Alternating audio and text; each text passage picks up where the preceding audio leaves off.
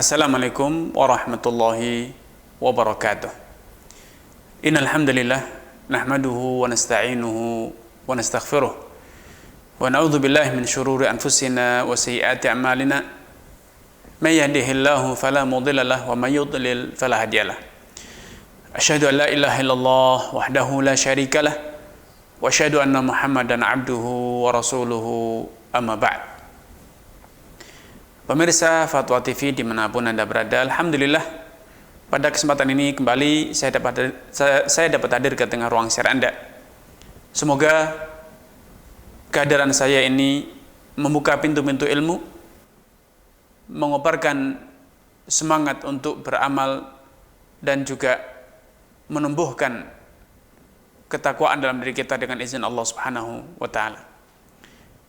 Tidak luput salawat serta salam untuk kita aturkan kepada Nabi kita Nabi Muhammad sallallahu alaihi wasallam, kepada keluarga dan juga sahabat-sahabatnya yang telah membuktikan ketulusan niat, kesungguhan perjuangan demi tegaknya dinul Islam.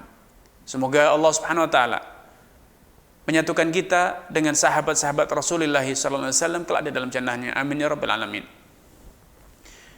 Pemirsa Fatwa TV dimanapun Anda berada, masih bersama pembahasan tentang gadai. Al-Imam Abu Syuja' rahimahullah ta'ala menyatakan walirrahini arruju'u fihi ma lam yaqbidhu. Ar-rahin yaitu pihak yang menggadaikan, yang notabene dia adalah pihak yang berhutang biasanya, berhak untuk membatalkan gadai selama al-murtahin, penerima gadai, belum menerima barang yang digadaikan tersebut. Alias di antara mereka baru terjadi kesepakatan lisan, belum terjadi serah terima fisik barang yang digadaikan. Maka dalam kondisi semacam ini, pihak pemilik barang yang berhutang berhak membatalkan gadai secara sepihak. Walaupun pemberi hutang atau kreditur mungkin tidak rela, dia ingin tetap melanjutkan akad gadai tersebut. Kenapa demikian? Karena selama belum terjadi al-qabdu, serah terima barang, berarti akadnya belum sempurna. Akadnya belum sempurna. Karena belum sempurna berarti belum memiliki konsekuensi hukum yang mengikat. Belum memiliki konsekuensi hukum yang mengikat. Namun ketika barang telah diserah terimakan kepada kreditur, maka akad tersebut telah sempurna dan secara hukum mengikat pihak penggadai, pihak yang menggadaikan. Walaupun dari pihak kreditur penerima gadai, sekali lagi seperti yang pernah kita sampaikan pada sesi sebelumnya, gadai itu bersifat tidak mengikat dari sisi pihak kreditur. Dari sisi kreditur alias kreditur penerima barang gadai berhak membatalkan akad gadai walaupun ia telah terlanjur menerima barang gadai. Bahkan barang gadai telah berada di tangannya untuk sekian lama waktunya. Akan tetapi dari pihak penghutang yang berhutang, yang notabene dia adalah pemilik barang gadai yang kemudian menggadaikan barang tersebut, maka akad gadai itu bersifat final, mengikat. Kalau sudah diserah terimakan, maka tidak boleh dibatalkan. Tidak boleh dibatalkan. Kenapa demikian? Karena Allah Subhanahu wa taala berfirman, "Wa in kuntum ala safarin wa lam tajidu katiban farihanun maqbudah." Jika kalian berhutang, menjalin akad utang piutang di saat kalian sedang safar, kemudian kalian tidak menemukan juru tulis, atau dalam konteks kehidupan modern kita adalah tidak menemukan notaris, atau tidak menemukan orang yang bisa membuat akad transaksi utang piutang secara legal, tidak ada alat tulis, tidak ada materai, maka hendaknya kalian membuat alat bukti atas transaksi utang piutang tersebut dengan apa? Dengan mengadakan barang gadai yang diserah terimakan kepada kreditur. Dalam ayat ini Allah Subhanahu wa taala mensifati barang gadai itu dengan kata-kata maqbudah, yang diserah terimakan.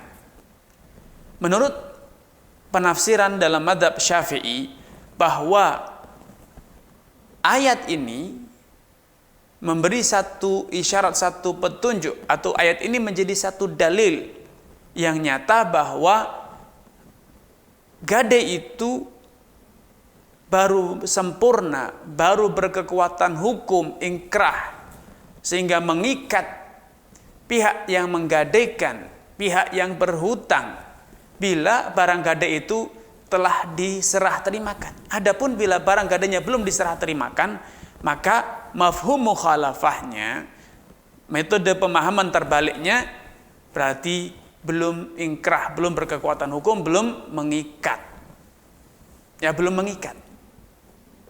Karenanya dinyatakan di sini bahwa pihak yang berhutang, yang menggadaikan, boleh membatalkan akad gadai selama barang yang digadaikan, objek barang gadai itu belum diserah terimakan. Ini pendalilan menurut al-madhab al-imam Syafi'i, madhab Syafi'i.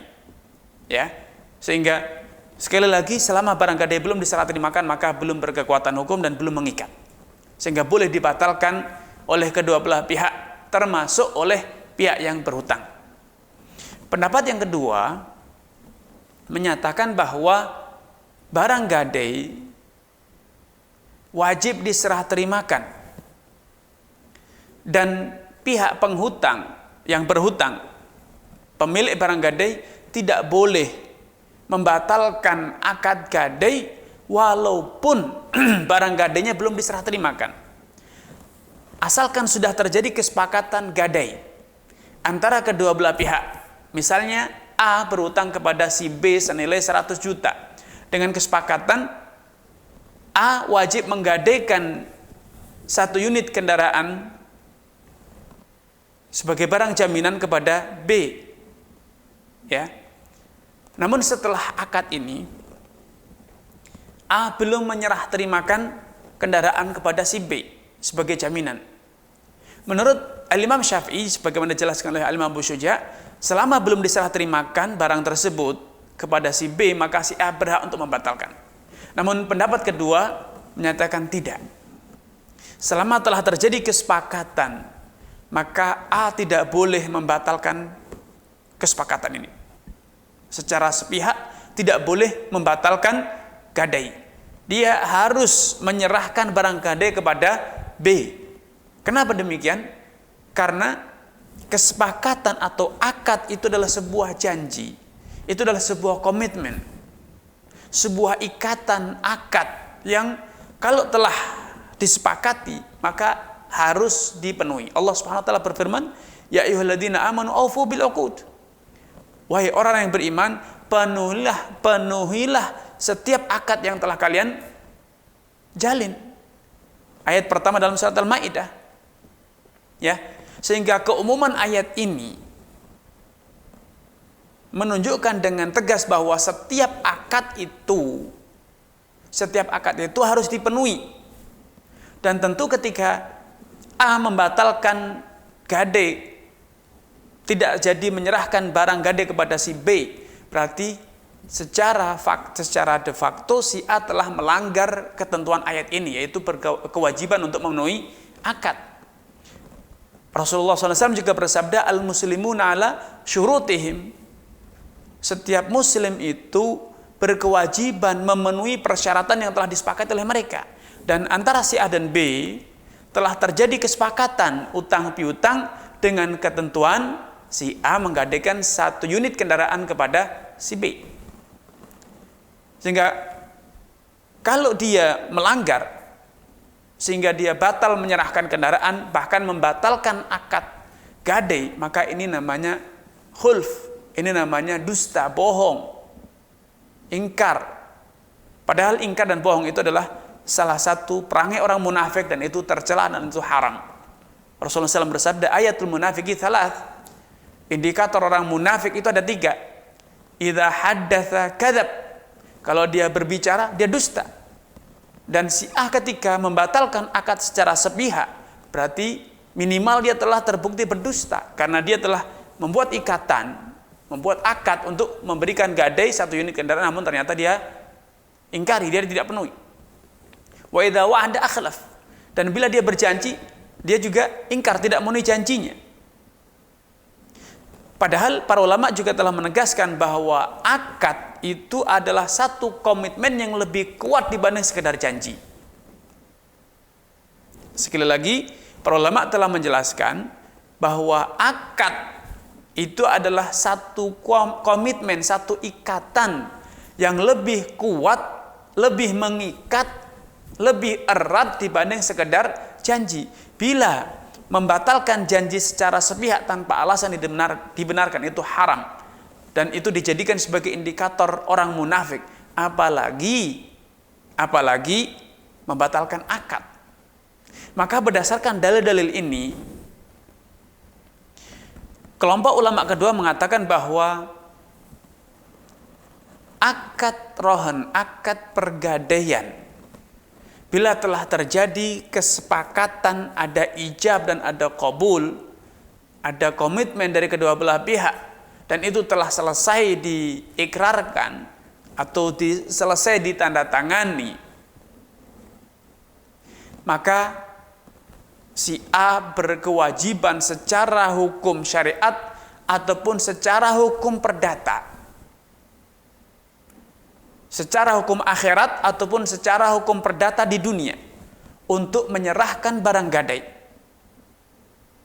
Dan bila dia tidak memenuhinya dengan sengaja tanpa alasan yang bisa ditolerir, maka si B memiliki hak secara hukum perdata dan secara hukum syariat untuk mengeksekusi barang gadai tersebut, walaupun si A ternyata membatalkan secara sepihak, walaupun si A tidak mengizinkan, karena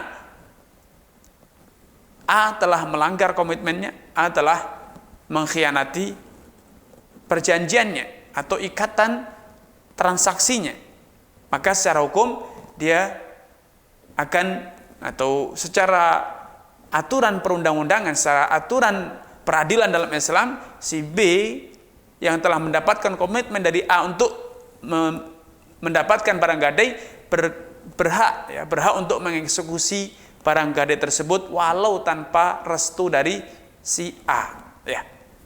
Ini pendapat yang kedua. Dan wallahu ta'ala alam, secara tinjauan dalil, pendapat kedua ini lebih kuat, sehingga secara hukum si A kalau telah menjalin kesepakatan akad gadai dengan si B, walaupun si A belum menyerah terimakan barang gadai tersebut, dan si B juga belum berkesempatan untuk menerima barang gadai tersebut dengan satu atau lain hal, maka si A tidak lagi berwenang, tidak lagi berhak untuk membatalkan akad gadai, kecuali atas izin dan restu, atas persetujuan dari pihak kedua, yaitu si B. Secara tinjauan dalil, sekali lagi, ini pendapat ini lebih kuat dibanding pendapat yang diajarkan dalam mazhab al-Imam Asy-Syafi'i rahimahullah. Adapun ayat yang menjadi dalil, dijadikan dalil oleh al-Imam Syafi'i dan murid-muridnya serta para pengikutnya untuk mengatakan bahwa pihak yang menggadaikan, yaitu si A dalam contoh kasus yang tadi disebutkan, berhak membatalkan akad selama dia belum menyerah terimakan dengan dalil ayat farihanun makbudah. Maka perlu difahami bahwa ayat ini, sebagaimana dijelaskan oleh sebagian ulama, kharaja makhrajal ghalib, itu hanya sebuah hikayat, sebuah kabar menceritakan perihal kondisi normal, kondisi mayoritas, kondisi umumnya pergadaian. Biasanya gadai itu diserah terimakan, barang gadai itu diserahkan kepada kreditur yang menghutangi. Sehingga karena dalilnya kharaja makhrajal ghalib, maka tidak dapat dijadikan dalil untuk kemudian kita menggunakan metodologi mafhumul mukhalafah alias pemahaman terbalik, ya. Karenanya wallahu taala alam, pendapat yang kedua tadi yang mengatakan bahwa gadai harus dipenuhi bila telah terjadi kesepakatan akad dan si A, pihak yang berhutang, berkewajiban menyerahkan barang gadai kepada kreditur, dan kalaupun si A ingkar janji, berkeinginan untuk membatalkan akad, maka si B, kreditur, berhak untuk mengeksekusi dengan paksa barang yang telah disepakati untuk digadaikan tersebut. Kemudian al-mu'allif rahimahullah ta'ala mengatakan wala yadmanuhul murtahin illa bitta'addi. Pihak penerima gadai, kreditur, tidak berkewajiban untuk menanggung kerusakan yang terjadi pada barang gadai kecuali bila kerusakan tersebut terjadi karena keteledoran, kesengajaan, atau tindakan yang melampaui batas yang dilakukan oleh kreditur. Adapun bila kerusakan itu terjadi tanpa campur tangan si kreditur, karena faktor cuaca, karena faktor waktu, atau karena memang itu sudah suratan takdir Allah Subhanahu wa taala, terjadi gempa bumi, rusak, banjir bandang misalnya, sehingga barang gadai ikut hanyut, maka kreditur tidak berkewajiban mengganti rugi. Sehingga piutang kreditur atas si A, atas pihak yang berutang itu tidak hangus dan juga tidak susut sedikit pun, tidak berkurang sedikit pun. Hanya gara-gara barang gadai yang digadaikan rusak atau hilang, ya.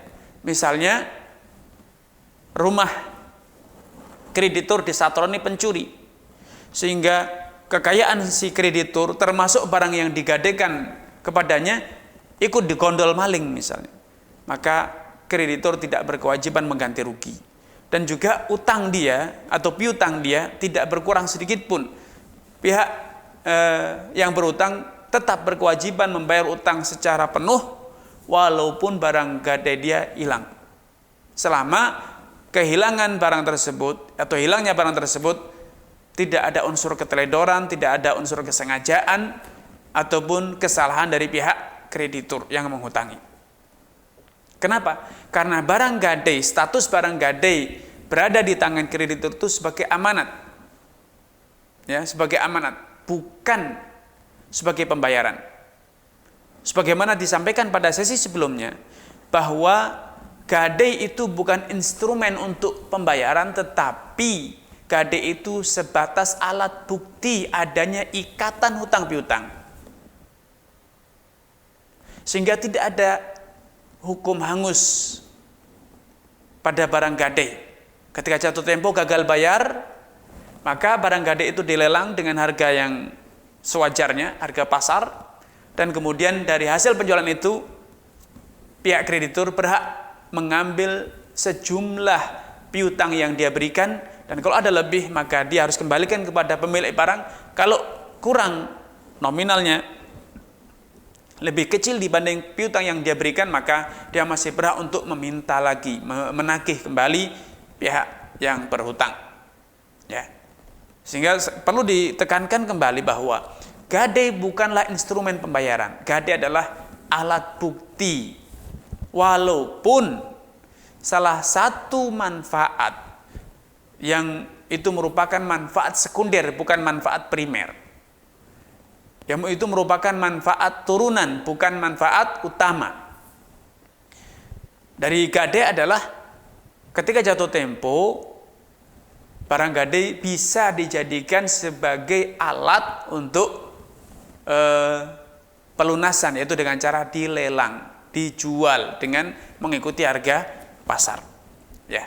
Sehingga ketika terjadi kerusakan pada barang gadai, karena itu bukan alat pelunasan, alat pembayaran, bukan adatul wafa, bukan alat untuk pelunasan, maka ketika rusak atau hilang, dan rusak serta hilangnya itu bukan karena keteledoran atau kesalahan kreditur, namun karena faktor di luar kapasitas manusia seperti bencana alam misalnya, maka hilangnya itu menjadi resiko dari siapa? Resiko pihak yang berhutang atau risiko pemilik barang gadai. Sedangkan hutang piutang, maka hutang piutang masih tetap seperti sedia kala. Bagaikan ketika alat bukti itu berupa saksi. Ketika A berhutang kepada B 100 juta rupiah misalnya, dan sebagai alat buktinya didatangkan 2 orang saksi yang mempersaksikan adanya ikatan hutang piutang tersebut. Namun di tengah-tengah masa hutang piutang tersebut ternyata kedua orang saksi tersebut meninggal dunia.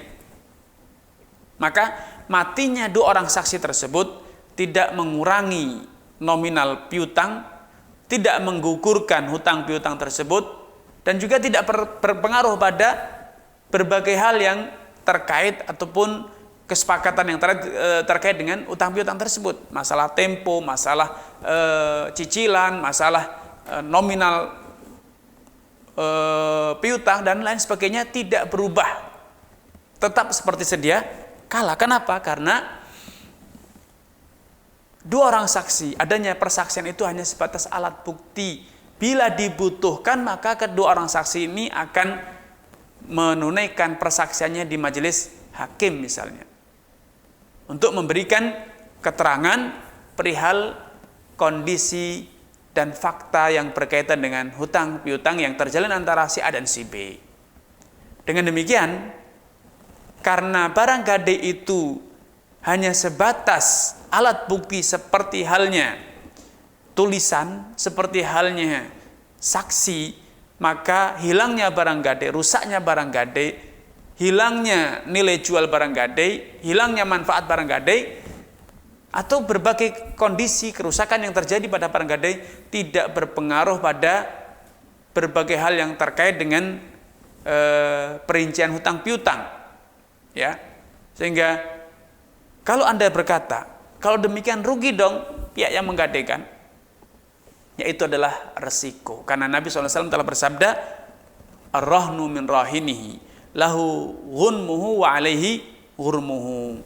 Barang gadai itu, status barang gadai dan hubungan barang gadai dengan pihak yang menggadaikan dengan pemiliknya itu tetap seperti sedia kala, tidak berubah. Itu adalah barang miliknya, maka karena itu barang miliknya, dia yang berhak mendapatkan keuntungannya, dan juga dia pula yang harus menanggung resiko dari barang gadai tersebut ataupun resiko yang terjadi pada barang gadai tersebut.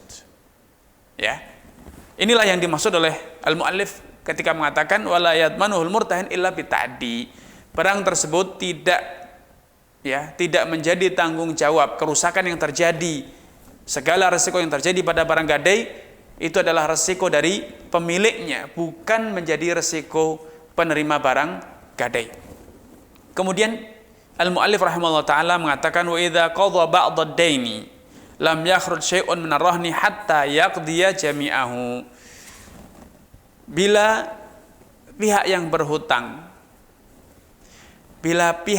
berhutang, yaitu si A misalnya, yang berhutang kepada si B senilai 100 juta rupiah dengan barang gadai 1 unit kendaraan roda 4. Bila si A ternyata telah melakukan cicilan, membayar sebagian cicilan, misalnya ada kesepakatan 100 juta dicicil selama 10 bulan, setiap bulannya 10 juta.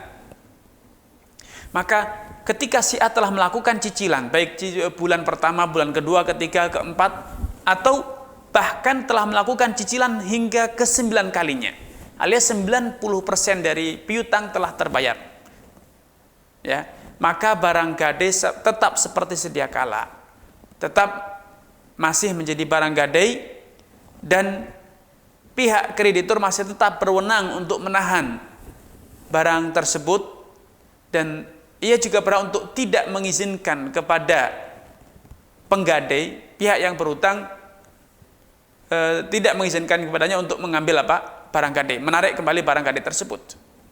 Selama masih tersisa dari nilai piutang, walaupun 1 rupiah, maka pihak kreditur masih berwenang secara hukum syariat untuk mempertahankan barang gadai tersebut, untuk menjadikan barang gadai sebagai alat bukti atas adanya ikatan hutang piutang antara kedua belah pihak. Kenapa demikian? Kembali kepada dasar pemikiran yang telah disebutkan di atas. Barang gadai bukanlah instrumen pembayaran, namun itu sebatas alat bukti. Dan menyusutnya nominal hutang tidak menjadikan alat bukti ini hilang fungsi. Ya, sekali lagi saya ulang, menyusutnya nominal piutang, bahkan status piutang yang hanya tinggal Rp1, tidak menghapuskan status barang gadai sebagai alat bukti. Karena apapun yang terjadi, berapapun yang sudah dibayarkan, sudah dilunasi, selama masih tersisa sedikit dari piutang tersebut, maka pihak kreditur masih tetap butuh terhadap keberadaan alat bukti tersebut. Dengan kata lain, urgensi alasan adanya ikatan gadai tersebut masih relevan, walaupun nominalnya sudah sangat kecil, jauh dibanding nilai jual barang gadai.